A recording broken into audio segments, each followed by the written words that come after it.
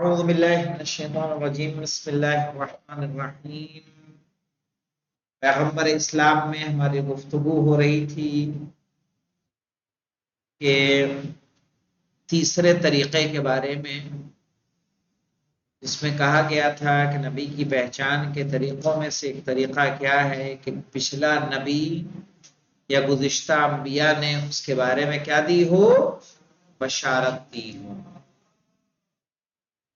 آئیے جو ہماری گفتگو پہنچی تھی کہاں، ابن ہشام لکھتے ہیں کہ قتادہ کے فرزند عاصم اپنے قبیلے کے کچھ لوگوں کے حوالے سے نقل کرتے ہیں کہ انہوں نے کہا ہم کی دعوت دی، اگر ہم خداوند عالم کا لطف اور اس کی رہنمائی نہ ہوتی تو ہم مشرک تھے۔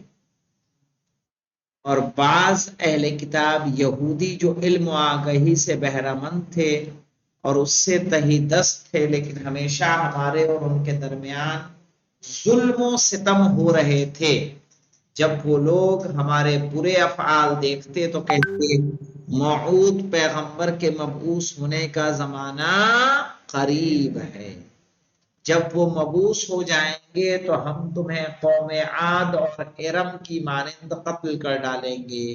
ہم نے ہمیشہ ان سے ایسی دھمکیاں سنی ہیں۔ پھر جب حضرت محمد مصطفیٰ صلی اللہ علیہ وآلہ وسلم مبعوث ہوئے تو ہم نے ان کی دعوت قبول کی اور یہ جان لیا کہ یہ وہی پیغمبر ہیں کہ جن کی بعثت سے ہمیں کیا ہے، یہود ڈراتے اور دھمکاتے تھے، لہٰذا ہم نے ان پر ایمان لانے میں یہودیوں پر سبقت کی، لیکن جب وہ لوگ کافر ہی رہے، اس لیے سورہ بقرہ کہہ رہے ہیں لہٰذا ہم نے ان پر لانے میں یہودیوں پر سبقت کی لیکن وہ کافر رہے، اس لیے سورہ بقرہ کی آیتیں ہمارے اور ان کے لیے نازل ہوئی ہیں۔ یہ کہاں سے نقل ہو رہی بات؟ سیرت ابن ہشام۔ بلازری لکھتے ہیں، یہ بھی ایک مصنف ہے مولانا، کہ عبد المطلب علیہ السلام کی بیٹی صفیہ نے ابو لہب سے کہا اے بھائی، کیا مناسب ہے کہ تم اپنے بھتیجے اور اس کے پیش کردہ اسلام کو ترک کرو؟ خدا کی قسم ہمیشہ علماء نے خبر دی ہے کہ عبد المطلب کی نسل سے ایک پیغمبر آئے گا اور محمد وہی موعود پیغمبر ہے۔ یہ جناب صفیہ نے کس سے کہا تھا؟ ابو لہب سے۔ تاریخی کتابوں میں بہت سارے اہل کتاب، علماء اور کاہنوں کی کے اسماء درج ہیں جو بعثت سے قبل پیغمبر اسلام کے ظہور کے منتظر تھے اور لوگوں کو قیامت کی خبر دیتے تھے۔ جیسے ایک سفر میں، یعنی جو سفر تجارت کے لیے رسول خدا نے کیا تھا، جو مشہور سفر ہے، کہ جیسے ایک سفر میں حضرت صلی اللہ علیہ وآلہ وسلم اپنے چچا ابو طالب کے ہمراہ شام جانا ہوا تو راستے میں بحیرہ نامی راہب کا دیر عبادت خانہ ملا۔ راہب نے پورے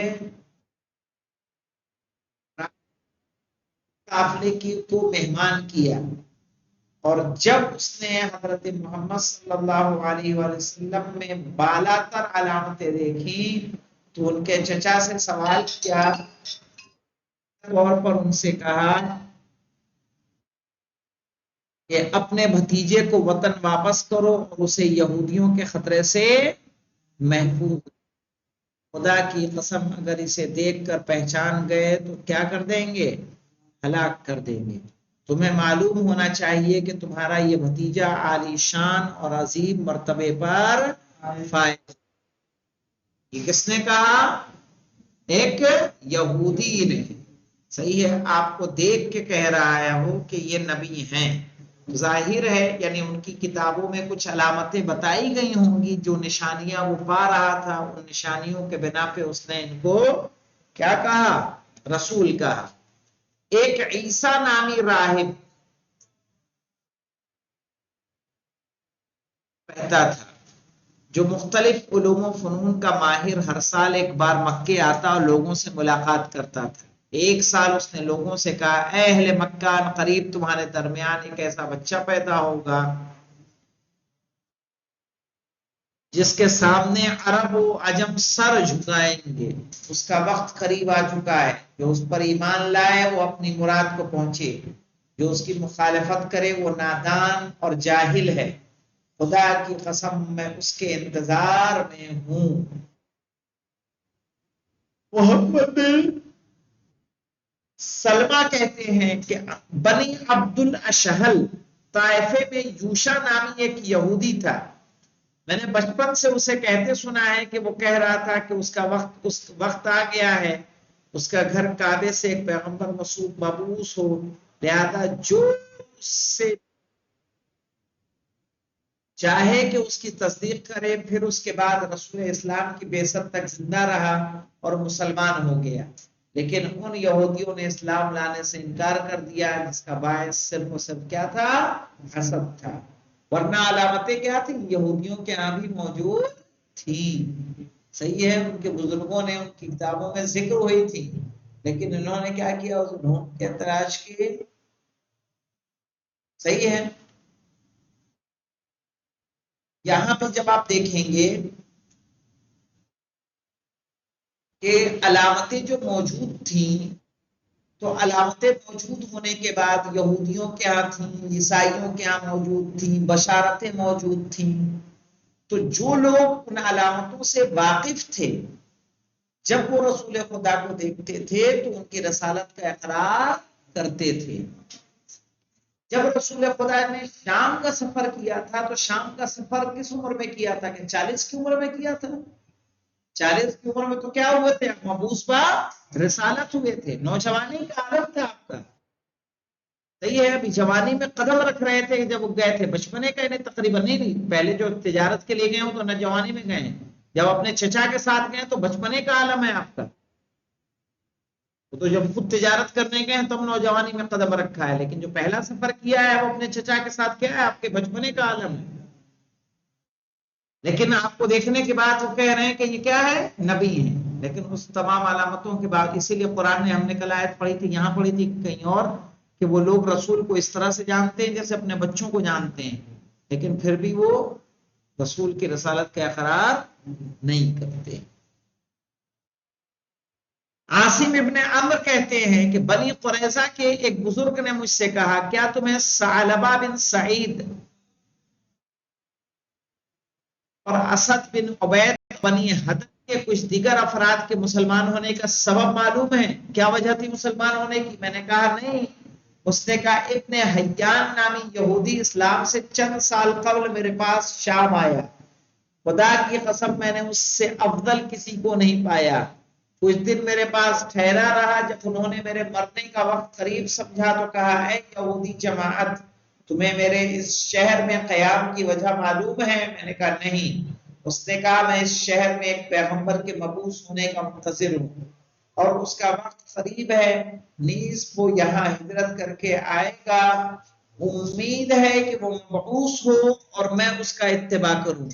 اس پیغمبر کا زمانہ قریب ہے، لہذا تم پر کوئی ایمان لانے میں سبقت نہ کر سکے، وہ اپنے مخالفین سے جنگ کرے گا۔ یعنی اس سے پہلے کہ دوسرے ایمان لائیں، تم لوگ ایمان لے آنا۔ اس نے اپنا ریزن بتایا کہ میں یہاں ہوں، ان کا انتظار کر رہا ہوں، ان کے ظہور کا زمانہ کیا ہے؟ قریب ہے۔ جب آپ مبعوث ہوئے اور بنی قریظہ کا محاصرہ کیا تو ان جوانوں نے بنی قریظہ سے کہا، اے بنی قریظہ، خدا کی قسم یہ وہی پیغمبر ہے جس کی آمد کی خبر تمہیں ابن حیان نے دی تھی؟ بنی قریظہ نے جواب دیا، وہ نہیں ہے۔ پھر ان نوجوانوں نے کہا، خدا کی قسم وہی ہے جو کہ تمام علامتیں اور صفات اس میں نمایاں ہیں۔ پھر وہ مسلمان طرح سے انہوں نے اپنی جان، مال، عزت، آبرو کی کیا کیا؟ تحفظ کیا۔ کچھ سلمان فارسی کے اسلام لانے کی مفصل داستان ایسی ہے کہ سلمان فارسی فرماتے ہیں کہ اب ایک عظیم المرتبت راہب کے ہمراہ روانہ ہوئے، ایک بڑا راہب۔ یہ شخص نہایت ہی محترم اور کہنے لگا میرا ایک خدا ہے، قیامت، بہشت، دوزخ، حساب و کتاب سب کچھ ہے. اور اس کے بعد کچھ نصیحتیں کی اور کہا ہے سلمان عنقریب خداوند عالم ایک پیغمبر کو مبعوث کرے گا جس کا نام احمد ہوگا اور سرزمین مکہ سے مبعوث ہوگا. وہ ہدیہ تو کھائے گا لیکن صدقہ نہیں کھائے گا. نبوت اس کے شانوں کے درمیان ہے، اس کا زمانہ نزدیک ہے، لیکن ممکن ہے کہ میں اپنے بڑھاپے کی وجہ سے اس سے نہ مل سکوں. صحیح، لہذا اگر تم اس سے ملنا تو اس کی تصدیق کر کے اس پر ایمان لانا. اور ظالم، صحیح ہے، سلمان نے کہا خواہ وہ مجھے تمہارے دین چھوڑنے کی دعوت دے. اس نے کہا ہاں، اس لیے کہ حق اس کے ساتھ ہے، اس کی پیروی خداوند عالم کی خوشنودی ہے. وہ یہودی ہے، یہودی کہہ رہا ہے کہ اگر وہ، سلمان نے پوچھا کہ اگر وہ میرا مذہب چھوڑنے کو کہے تو کہا اس کی بات پر کیا کرو، عمل پیرا ہو جاؤ.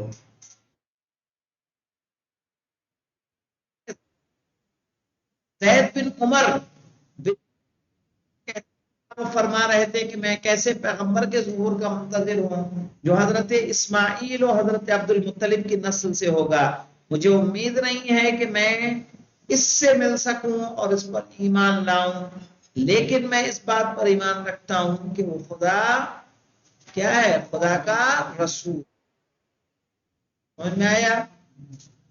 کہہ رہے جو کچھ حضرت خدیجہ نے اپنے زبانی شام کے سفر کے دوران حضرت محمد صلی اللہ علیہ وآلہ وسلم کے بارے میں راہب سے سنا تھا، عیسائی دانشور ورقہ بن نوفل. ورقہ بن نوفل جانتے ہیں کون ہے یہ؟ جناب خدیجہ کے اوپر کوئی کتاب پڑھی ہے کہ نہیں پڑھی ہے؟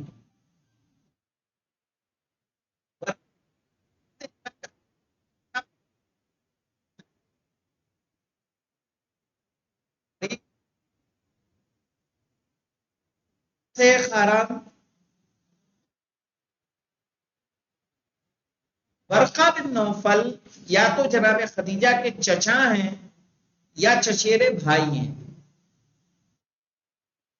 جب جناب خدیجہ سے شادی رسول خدا کی تو رسول خدا کی طرف سے جناب ابو طالب نے نکاح پڑھا تھا اور جناب خدیجہ کی طرف سے جناب ورقہ نے نکاح پڑھا تھا. ورقہ بن نوفل نے باصلاحیت، پڑھے لکھے اور ایک قابل شخصیت تھے، یہاں تک کہ جناب خدیجہ ورقہ بن نوفل سے مشورہ کرتی تھی. تو یہ ان کی شخصیت ہے. ایک آیا ہے نام تو آپ کے گوش گزار کر دوں تاکہ یاد رہے. تو جناب خدیجہ کی طرف سے نکاح کا صیغہ کس نے پڑھا تھا؟ ورقہ نے. کیا تو اس نے جواب دیا اگر یہ بات سچ ہے کہ محمد اس امت کے رسول ہیں تو میں بھی جانتا ہوں کہ اس امت کا ایک رسول ہے جس کے ہم سب منتظر ہیں. ایسی بشارتیں بہت ہیں، ہم صرف چند نمونے کے ذکر پر اکتفا کرتے ہیں. ہمیں اس بات کا دعویٰ نہیں ہے کہ ساری بشارتیں سچ اور صحیح ہیں، بلکہ ممکن ہے کہ بعض غیر صحیح ہوں، لیکن مذکورہ آیات اور تمام بشارتوں سے اتنا ضرور اندازہ ہوتا ہے کہ پیغمبر اسلام کی بعثت نیز اس سے قبل لوگوں کے درمیان ایسی بشارتیں پائی جا رہی تھیں، تبھی تو لوگ جانتے تھے. اور لوگ بالخصوص اہل کتاب علماء اس پیغمبر کے انتظار میں تھے. وہ جزیرت العرب میں مبعوث ہوگا، نیز اس کے صفات اور علامتوں سے آشنا تھے. کر لیتے ہیں مولانا. ممکن ہے کہ یہ بشارتیں لوگوں کے درمیان دو طرح سے عام ہوئی ہوں. کیسے عام ہوئی ہوں؟ ایک علماء دین کے بیانات اور سینہ بسینہ منتقل ہونے والی حدیثوں سے عام ہوئی ہوں اور کتابوں کی زینت بنی ہوں، لیکن بیان قابل اہمیت ہے. دوسرا انجیل اور دیگر آسمانی کتابوں سے، یعنی لوگوں تک کیسے پہنچی؟ کہ ان کتابوں سے پہنچی یا علماء سے پہنچی. سورہ اعراف کی آیت 157 سے استفادہ ہوتا ہے کہ پیغمبر اسلام کے بعض آثار، علامتیں اور صفات کا ذکر توریت انجیل میں تھا اور یہود و نصارہ اس سے باخبر تھے. جیسے ہی مذکورہ آیت ان کے کانوں سے ٹکرائی مطابقت ہو گئی، لیکن تاریخ میں کوئی ایسی بات ذکر نہیں ہے وہ انکار کے درپے ہوئے ہوں، بلکہ انہی میں سے بعض اس طریقے سے مسلمان ہوئے جس کے چند نمونے بیان ہو چکے ہیں. لیکن افسوس یہ ہے کہ پیغمبر موعود بنی اسرائیل سے لیکن افسوس تو یہ ہے کہ اکثر یہود و نصارہ نے ایمان لانے سے انکار کر دیا اور اپنے انکار کی توجیہ یہ بنائی کہ جو پیغمبر آئے ہیں یہ بنی اسرائیل، پیغمبر موعود کس سے ہونا چاہیے؟ بنی اسرائیل سے ہونا چاہیے، اور محمد بنی اسرائیل سے نہیں ہے. یہی وجہ ہے کہ علماء دین نے اور ہر ممکن راستوں سے لوگوں کو اسلام لانے سے روکا. کس کے علماء؟ ہمارے نہیں مولانا، یہود و نصارہ کے. دینی تعصب کی شدت اور جاہ و حشم کرنے سے روک دیا. انجیل کا گہرا مطالعہ، مختلف انجیلوں کا ایک دوسرے سے مقابلہ کرنا، صحیح انجیل اور ان دونوں کتابوں میں تحریف ثابت کرنا جیسا کہ دعویٰ ہے آپ کا حامل ہے. یعنی ظاہر ہے ایک انجیل نہیں ہے، جیسے ایک قرآن نہیں ہے، انجیل الگ الگ ہے. صحیح ہے، تو ظاہر ہے دونوں کو مقارنہ کر کے کس میں صحیح ہے کس میں غلط کیسے پتا چلے گا؟ لہٰذا ان مختصر اخبار میں ان کی گنجائش نہیں ہے. خواہش مند حضرات بشارتوں سے متعلق وسیع کتابوں کا مطالعہ کریں. اگر آپ کو چاہتے ہیں کہ کہاں کہاں انجیل میں کہاں بشارت آئی ہے تو آپ کو کیا کرنا ہوگا؟ انجیل کا مطالعہ کرنا ہوگا. لیکن یہ مطالعہ کب کرنا بہتر ہے مولانا؟ جب پہلے ہم اپنے کو جان جائیں، اپنا عقیدہ پتا ہو، تب جا کے کیا کرنا ہے؟ دوسرے تلاش کرنا ہے یا اسے قبول کرنا ہے کہ نہیں کرنا ہے. لیکن پہلے ہی سے دوسرے کا پڑھیں گے تو جب اپنا کیا ہو؟ خالی ہو. تو اس لیے پہلے ہم اپنے اعتبار سے دیکھنا ہے، پھر دوسرے کے اعتبار سے دیکھنا ہے. صحیح ہے، مطالعے میں ایسا نہ ہو کہ انسان کیا کرے، انجیل پڑھے اور باتیں اچھی لگے اور پھر خود کیا ہو جائے، عیسائی مذہب اختیار کر لے. تو پہلے کیا ہے، خود کو اپنا عقیدہ مضبوط کر لے. اللہ کو پہچانا تو اللہ کو کیسے پہچانا؟ دلیل آپ کے پاس ہونی چاہیے. اللہ ایک ہے، اس پر آپ کے پاس کیا ہونی چاہیے؟ دلیل ہونی چاہیے. امام کیوں ضروری ہے؟ نبی کیوں ضروری ہے؟